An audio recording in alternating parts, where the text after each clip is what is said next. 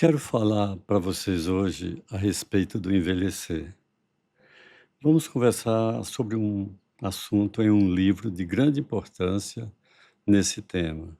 Um livro escrito por Zweig, uma junguiana.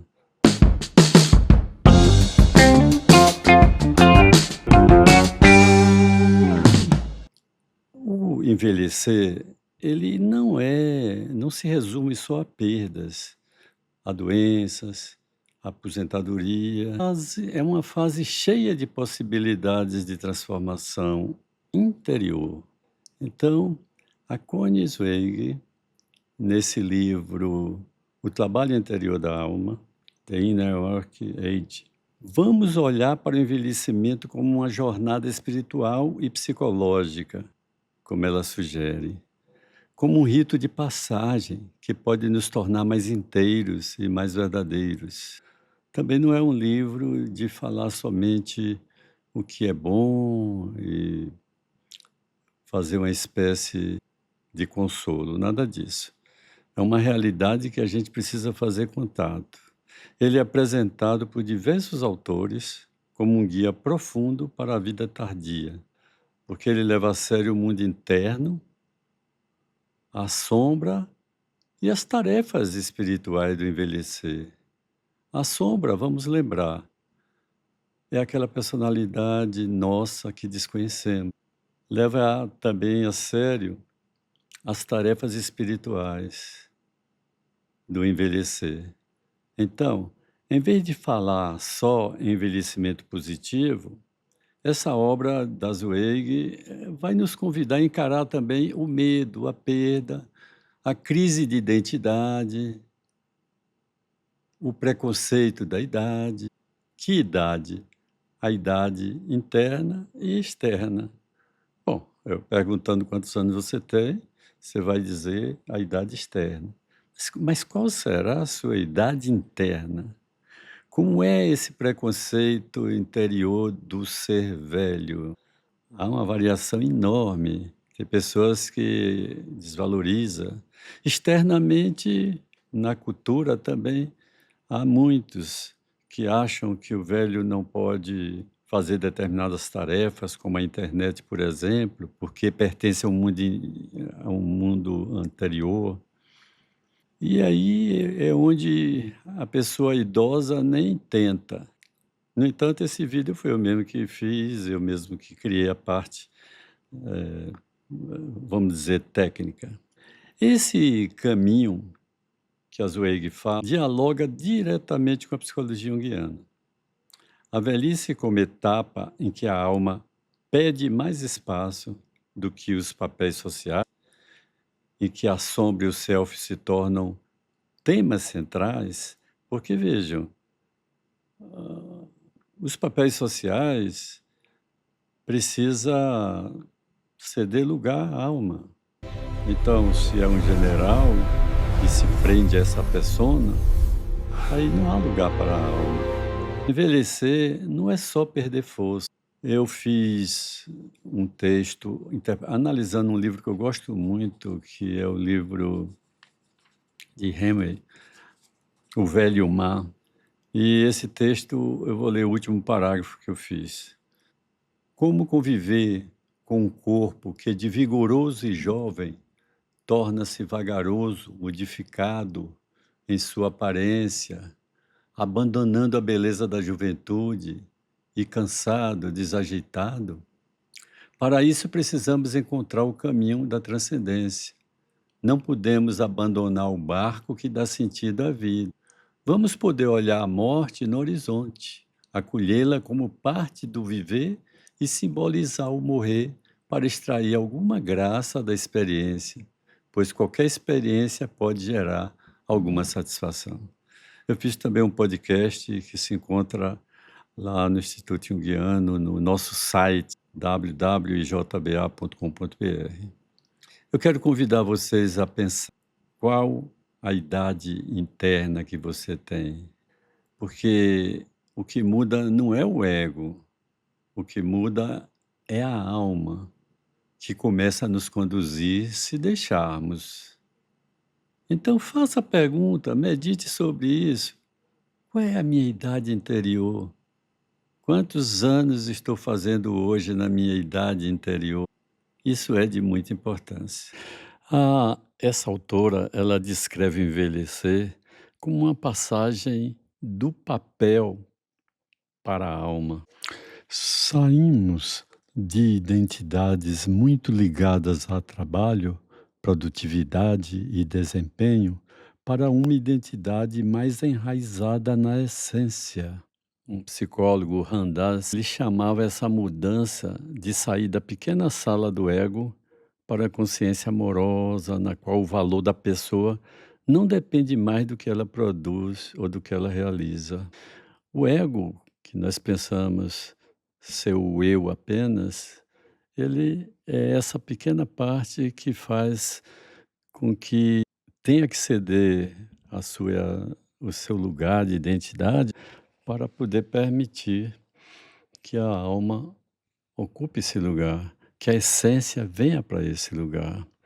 Então, na velhice, a pergunta deixa de ser o que eu faço e passa a ser quem sou eu, quando todos esses papéis se afastam um pouco da gente. O que é que eu fazia? Essa é a minha identidade? Esse sou eu? Não. Agora eu não preciso dessa identidade, preciso saber o que minha alma me pede. Existe a situação na mente dos opostos, onde tudo concebemos pela consciência como se tivesse um lado só. Nesse momento você está criando também a traição.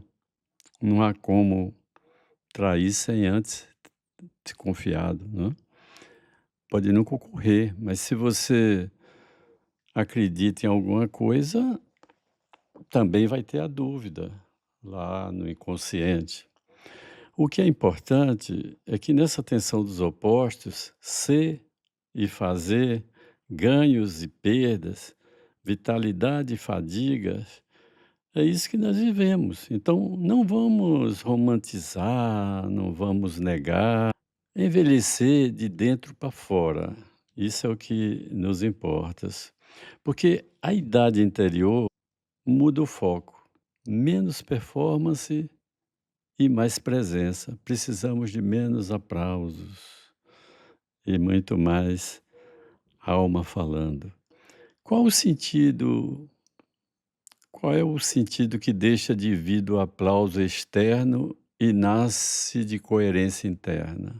Então, as pessoas quando se aposentam, é como se houvesse ali um mensageiro divino. Tanto que a autora, a Zweig, ela faz uma comparação com uma imagem até muito forte, assim como o Buda encontrou os 3 mensageiros divinos: velhice, doença e morte. A aposentadoria hoje pode funcionar como um quarto mensageiro. Então, velhice, doença e morte e aposentadoria. Quando o trabalho termina ou muda radicalmente, muitos se sentem vazios, desorientados, como se tivessem perdido o próprio rosto, o indivíduo sem rosto. Esse vazio, em vez de ser só problema, pode ser um chamado para perguntar: o que a alma está me pedindo agora? E não apenas qual é o próximo projeto. Vou falar de um caso, um caso clínico. No consultório e na supervisão, o que mais aparece não é o problema da idade em si, mas o choque entre os papéis antigos e o que a alma está pedindo agora. Quando eu digo no consultório e nas supervisões, porque o Instituto Guiana da Bahia realiza curso de pós-graduação e eu supervisiono grupos de pessoas, etc. Então, é comum ver o idoso, né, que se aposentou por fora, mas segue internamente presa ao ideal de produtividade, ou que sente vergonha de desacelerar, como se descansar fosse fracasso. O que essas histórias me mostram é que a crise de identidade no envelhecer não é sinal de fraqueza, e sim um chamado para reorganizar a vida a partir de dentro, menos currículo e mais de coração.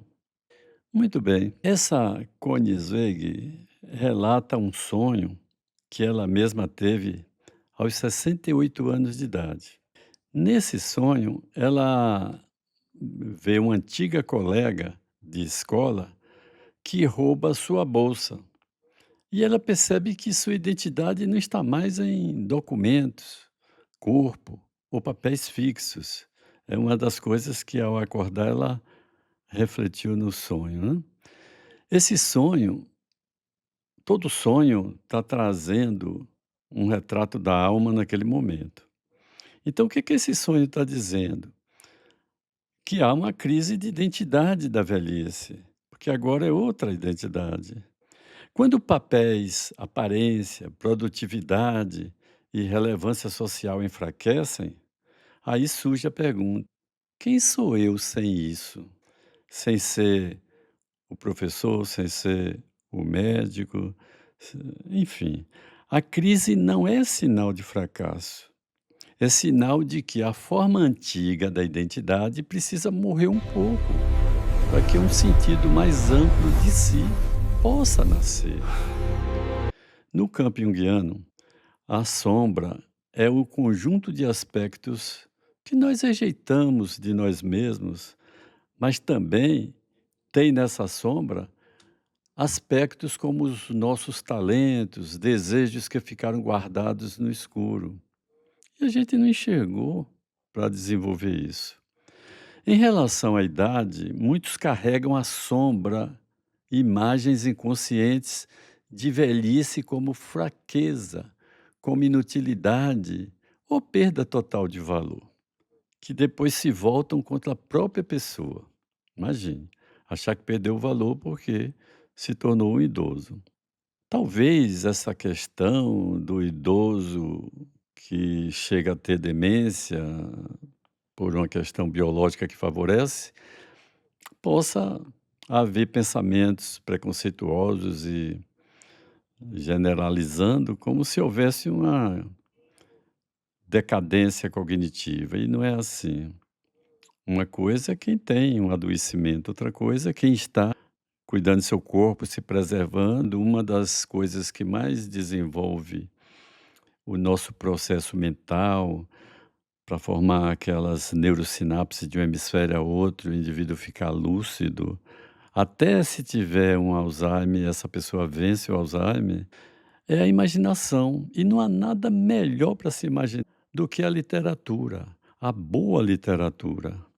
Então, o trabalho interior da idade inclui reconhecer que tipo de preconceito eu tenho internamente. Eu posso chamar isso de ageísmo interno.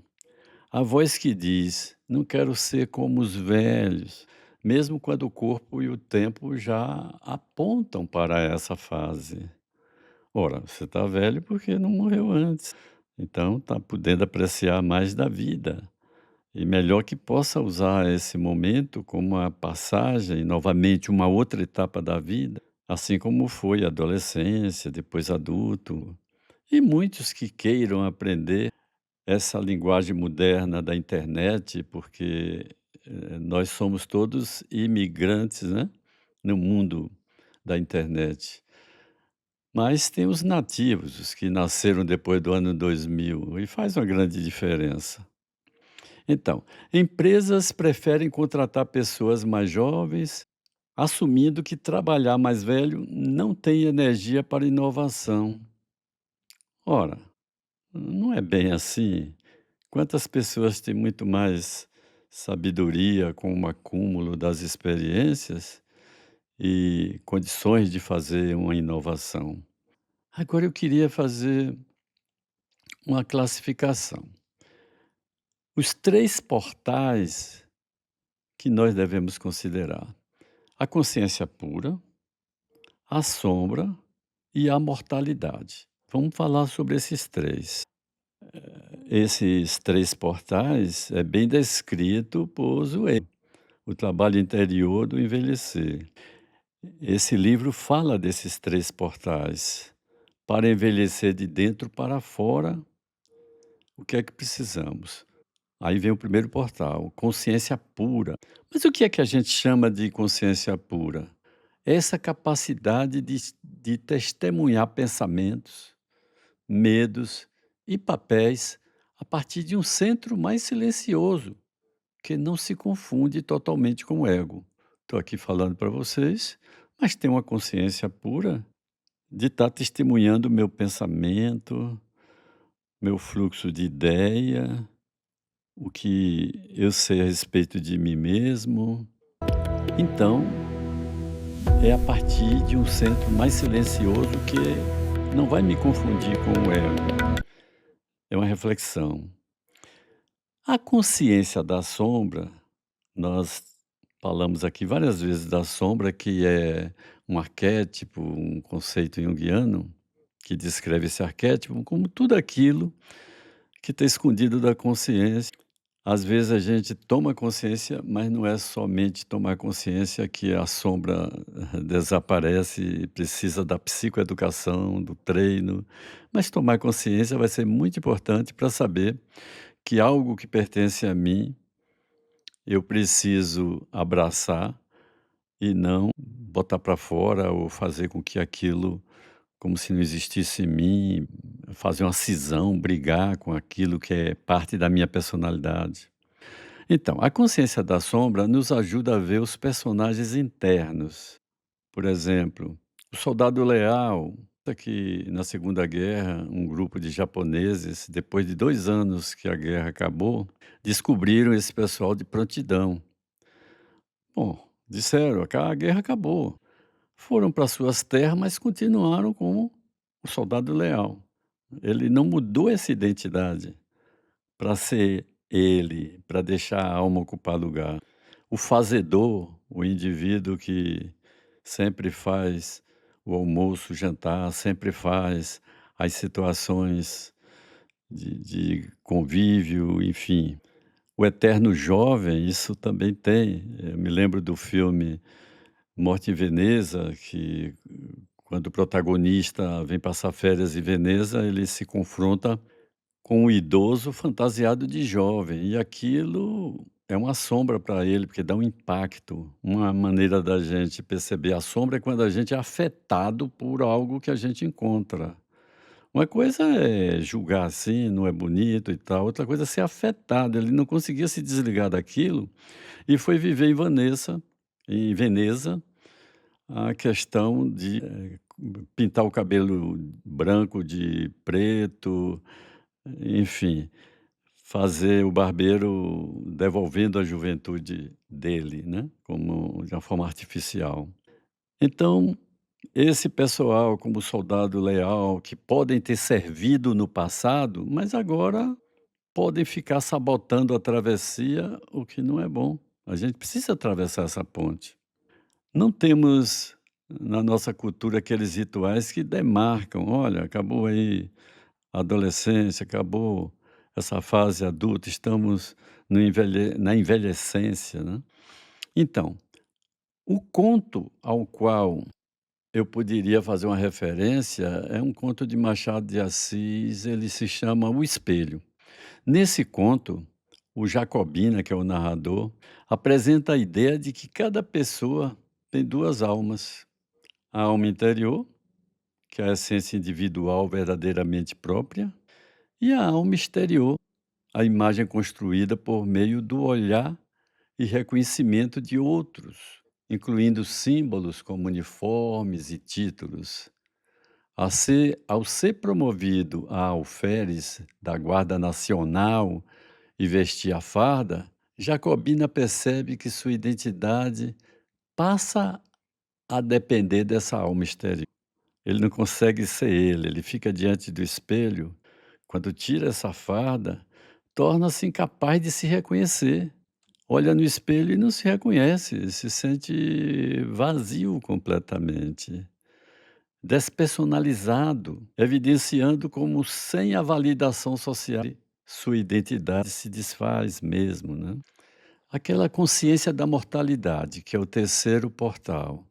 Essa consciência da mortalidade nos lembra que o tempo é limitado e, por isso, Cada escolha ganha peso e sentido. Não é morbidez, é lucidez. Nós sabemos que ao nascer já se pode morrer, mas ninguém vai acordar pensando: será que é hoje que eu vou morrer?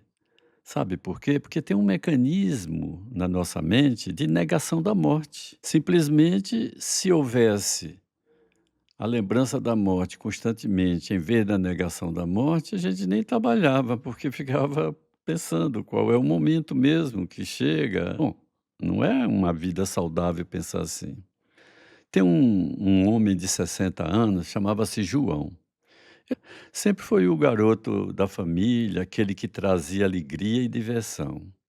Ele serviu como voluntário em várias causas sociais, distribuiu sopão, mas agora na aposentadoria se recusa a aceitar a passagem do tempo.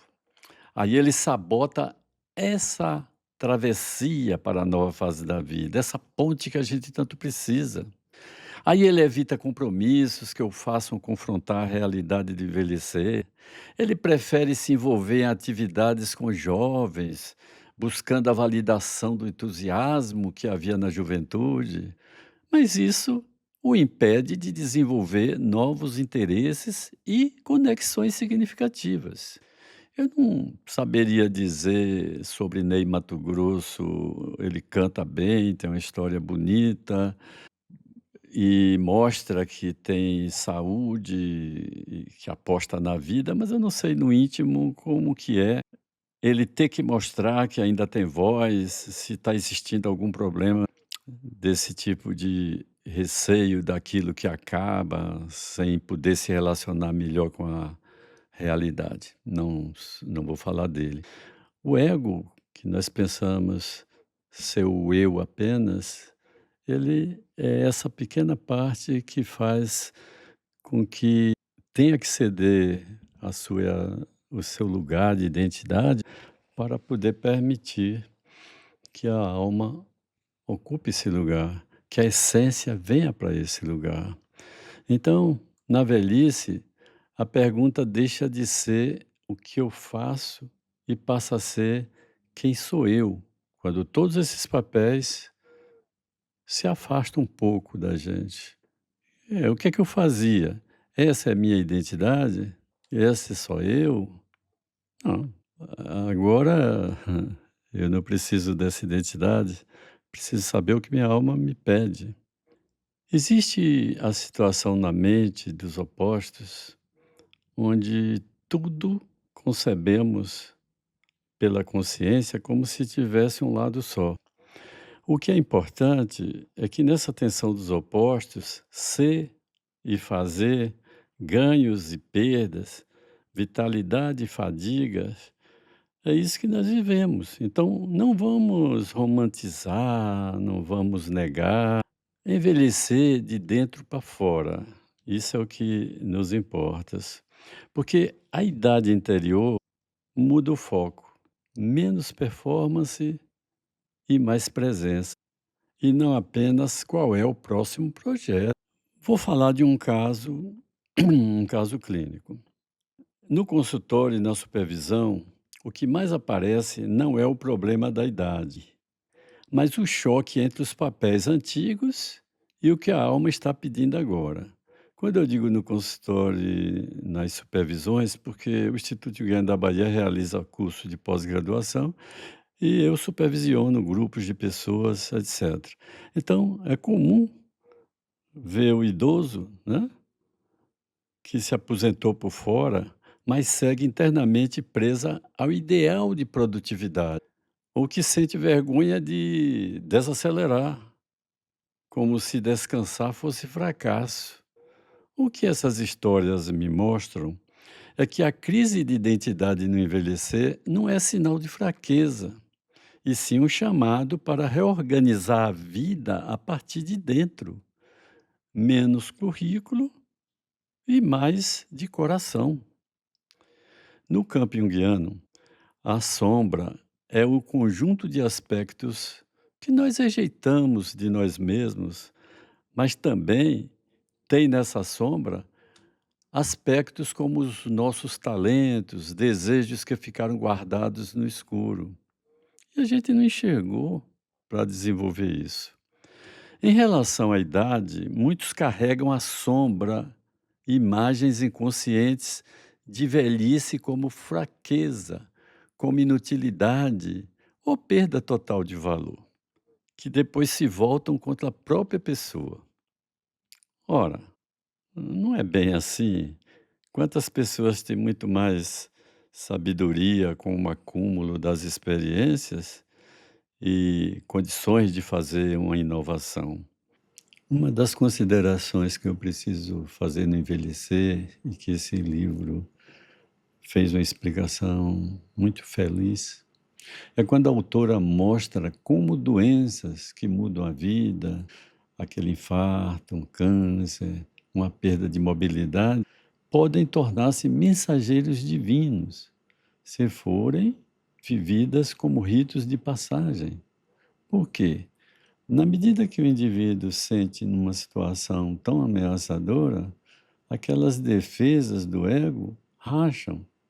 Aí cai toda aquela ilusão de onipotência.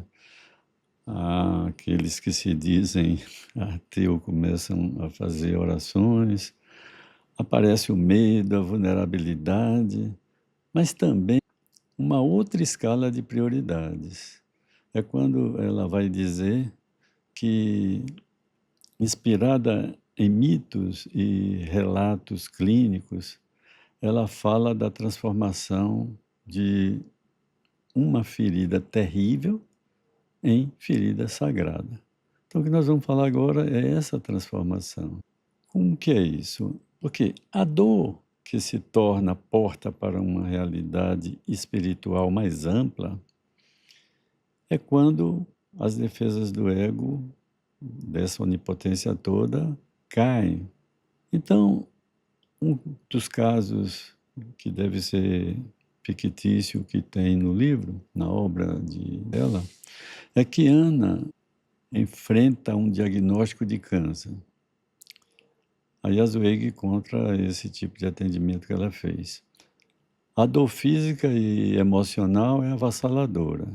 Leva essa mulher a questionar sua vida, as escolhas que fez na vida, e vai acontecendo a transformação em ferida sagrada, devido a essas reflexões profundas.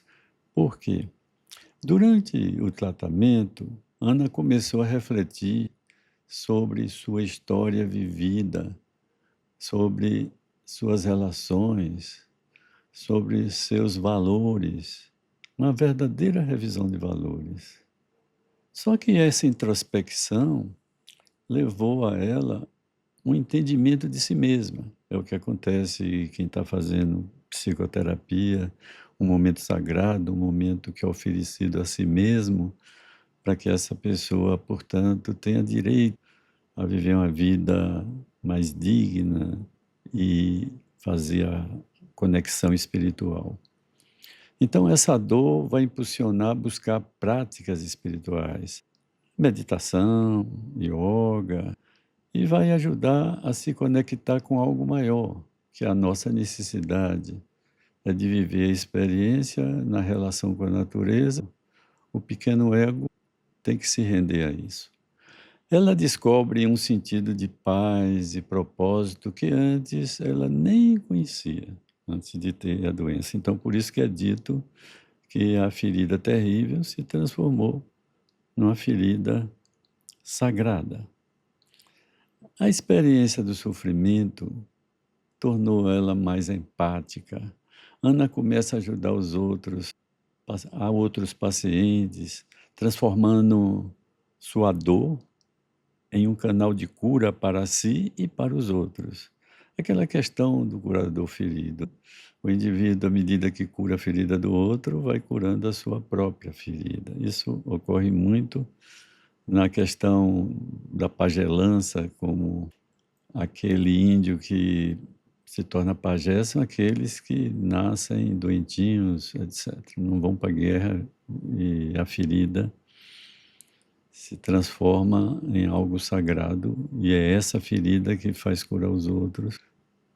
E à medida que o indivíduo cura o outro, também vai se sentindo aliviado.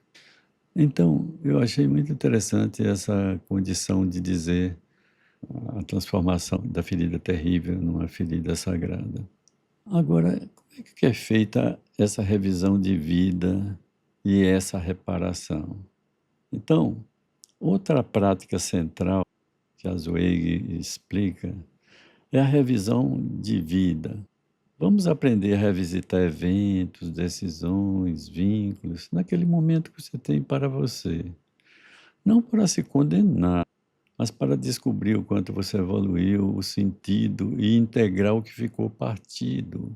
Entender aquelas questões com a consciência que você tem hoje, que deve ter evoluído e ser maior do que a que tinha na época dos acontecimentos. A gerontologia, ela já descreve a revisão da vida como uma tarefa psicológica importante da velhice, ajudando a reduzir arrependimentos, aquelas questões que o indivíduo tem como algo como se ele tivesse sido perverso, né? Foi errado, se arrepende, mas esses arrependimentos começa a costurar uma narrativa mais coerente com a consciência que tem hoje. Então, muitas vezes isso vai incluir a reparação da vida, esse trabalho de perdões possíveis, concluir negócios emocionais inacabados e até reconhecer as contribuições e vitórias reais que ocorreram na vida, não somente coisas que foram ruins e que se possa arrepender. Houve também aquelas ações dignas de elogio, de reconhecimento, de uma condição de sua própria personalidade, como momentos em que ela foi muito especial para você. Então, Ana, ao revisar a sua vida, percebe que carrega esses arrependimentos sobre essas decisões passadas. Mas aí ela começa a se perdoar, reconhecendo que fez o melhor que pôde com as informações que ela podia ter nessa época, com a maturidade que ela podia ter nesse momento de vida. As pessoas evoluem. Então, quando elas olham para a sua história, olham para trás, é que vai ver o quanto evoluiu, mas para ver o quanto evoluiu, vai perceber o quanto errou, o quanto não fez aquela reconciliação tão necessária com outros. Tem um outro caso que é contado na própria obra de Zweig, que é o caso de João. Ele se dá conta que se afastou de um amigo por um mal-entendido. Foi aquela mágoa terrível. Ao revisar sua vida, ele então decidiu entrar em contato e esclarecer a situação, restaurando a amizade. Aí sentiu uma alegria muito grande, se sentiu até uma pessoa que tem valores espirituais. E isso fez com que João pudesse ver o quanto que ele era capaz de produzir o bem, de produzir situações que antes ele nem lembrava e ficava remoendo o que errou com os seus filhos, etc. Um outro caso para ilustrar é o caso de Maria. Maria percebe que suas escolhas profissionais não refletem mais seus valores especiais. Agora ela está vendo que essa identidade profissional, essa persona, já não tem esses valores. E vai revisar sua trajetória. É quando ela decide mudar de carreira. Isso acontece muito lá no Instituto, pessoas que vão estudar psicologia de Jung e muda a sua carreira para uma carreira de autoconhecimento, de curar o outro, de aliviar sua própria ferida. Então, Ao revisar sua trajetória, ela decide buscando algo que faça sentir mais alinhada com quem realmente ela é. Ele revisita a memória de um ente querido que já faleceu.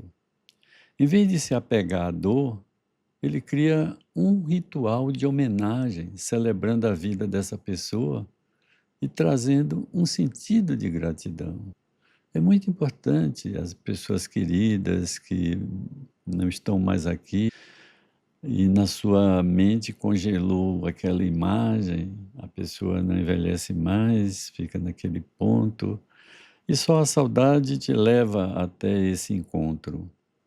E isso é de uma importância enorme. É como se essa pessoa não está parada na vida, mas ela está fazendo o bem que pode ser feito. E quando você faz o ritual, você, de certa maneira, vivencia a melhor experiência que pode ter com aquele que já partiu. O outro caso de Laura, ela reinterpreta eventos difíceis de sua infância e vai transformando em histórias de superação. Ela vê o quanto que ela pôde superar aquelas condições. Essa nova perspectiva a ajuda a ver tuas experiências como parte de um crescimento pessoal. Você olhou, viu no passado, não apenas o que errou, mas quantas pedras no caminho você foi capaz de fazer essa pedra ser uma ponte e não um obstáculo. Isso é um sinal de inteligência, de capacidade, de evolução, de uma boa espiritualidade. Os ritos de passagem são muito importantes na vida do humano. Então, vou considerar os ritos de passagem e o que Zweig chamou de tempo liminar. Nessa obra dela, ela destaca que, em nossa cultura, quase não oferece ritos de passagem para a velhice. É verdade. A aposentadoria vira uma festa. E depois, silêncio. Parece que tudo foi desligado. E aí vem o sentido da vida, qual é? Esse questionamento, né? Então, inspirando-se em Ron Denis, ela fala de 3 etapas para atravessar transições.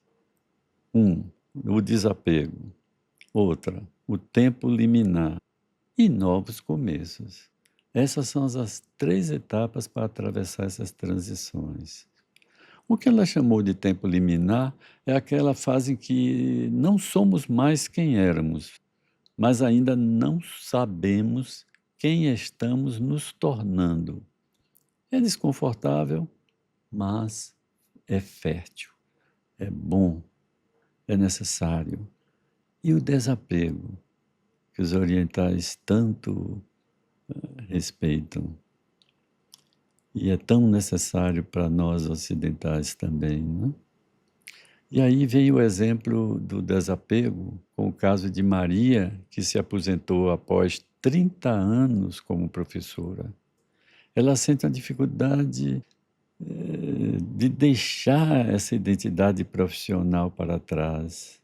Ela que atendeu aquela criança que era filha de uma outra criança que foi aluna dela. Ela começa a desapegar de suas antigas responsabilidades. E aí reconhece que não precisa mais se definir apenas pelo trabalho. E esse reconhecimento de não se definir mais pelo trabalho é de grande importância para o desapego. Mas vamos ver, então, um exemplo de liminar, essa fase liminar. Então vem o caso, vamos lembrar aqui, foi o caso de João, que após a morte de um ente querido, ele entrou num período liminar.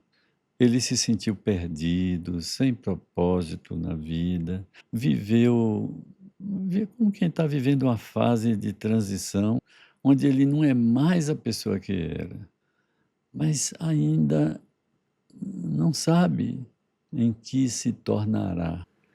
E o que vai ocorrer nessa situação são grandes possibilidades de novos começos, porque esses novos começos o que vai fazer com que a gente possa viver essa experiência do envelhecimento de uma forma melhor. Então, o exemplo de Ana. Após um divórcio, decide iniciar um novo capítulo em sua vida. Ela se matricula em um curso de arte, ela redescobre sua paixão pela arte e criando novas conexões sociais, simbolizando um novo começo. São novos colegas, trabalhos feitos em grupo, uma vida que reacende para ela esse novo começo tão importante, tão necessário que ela pudesse viver e que de repente veio descobrir dessa forma, porque envelhecer de dentro para fora é o que nos interessa. Então vamos considerar o que a Zweig quis dizer com isso, né? Envelhecer de dentro para fora significa que a principal transformação não está em buscar mais atividades. A gente está falando do envelhecer de dentro para fora. Então, em lugar de buscar mais atividades ou construir novas experiências, se procura reorganizar a forma de se relacionar consigo mesmo e se relacionar com os outros, e principalmente se relacionar com o tempo. Isso implica em deslocar aquele centro de gravidade da vida do fazer para o ser, do controle para a confiança, da imagem externa para um sentido de si que aceita limites sem perder dignidade. Reflito essa questão de uma nova perspectiva para que a velhice deixe de ser apenas restos de vida. Não se pode viver assim. Em vez de viver resto de vida, passa a ser um campo de trabalho da alma, tão sério e importante quanto qualquer outra fase. E não fica preso àquela ideia de uma decadência, de algo empobrecido, de algo intolerável. É uma maneira de transformar esse olhar. Uma outra paciente que é contado é Clara, que tem 68 anos. Essa senhora sempre se sentiu pressionada a manter uma aparência jovem. Ela colocava botox, ela frequentava lá, os esteticistas, né? Mas ao longo do tempo, ela começou a se concentrar mais no seu bem-estar interior. Ela reconheceu que o processo de envelhecer de dentro para fora era feito dessa maneira, em lugar de estar querendo lutar contra o que a natureza fez e que é o processo natural de todos que vivem, ela procurou fazer esse envelhecer de dentro para fora. Então, Clara inicia um diário, ela começa a fazer um diário refletindo sobre suas emoções, sobre suas experiências passadas, o que ajuda a entender melhor as crenças sobre o envelhecer. Porque essas crenças sobre o envelhecer são terríveis. Muitos ficam aí sofrendo, padecendo, devido a uma maneira de pensar sobre o envelhecer. As práticas espirituais são imprescindíveis. Então, Clara começa a meditar diariamente, procurando conectar-se com sua essência, aí aceitando a natureza, as mudanças que vêm com a idade, passando a gostar de estar vivendo, de procurar ver a família, o quanto cresceu, o quanto se amplificou e quanto amor ela tinha dessas pessoas descendentes, parecendo que havia ali uma imortalidade, ela continuaria a viver através dessas pessoas descendentes dela. Em vez de temer o envelhecimento, Clara passa a vê-lo como uma oportunidade para crescimento e aprendizado contínuo. Então, a verdadeira beleza vem de dentro. Então, a autora traz histórias de pessoas que reinventam a vida tardia. Alguns mudam a forma de trabalhar. Outros, se dedicam a causas sociais, à arte, à espiritualidade, principalmente, relações mais autênticas. Espiritualidade não é ter uma religião e frequentar como quem frequenta um clube, fazer viver a espiritualidade, depende como está olhando sem dogmas. Em muitos casos, não se trata de fazer mais, mas de fazer diferente, diminuir a velocidade externa e aprofundar a presença nas poucas coisas essenciais. A gente está num momento que a vida corre, as pessoas querem coisas rápidas, olha no Instagram coisas que duram segundos, não pode passar de 1 minuto, e os produtos estão cada vez mais assim, uma sociedade da velocidade e da pressa. Quando a pessoa consegue aposentar internamente, aparece espaço para criatividade, para contemplação e uma alegria menos dependente de desempenho. A grande questão é saber vivenciar e experienciar esse envelhecer de dentro para fora. Portanto, o envelhecer, nessa chave, não é um apêndice triste da juventude, mas uma fronteira complexa, física e emocional.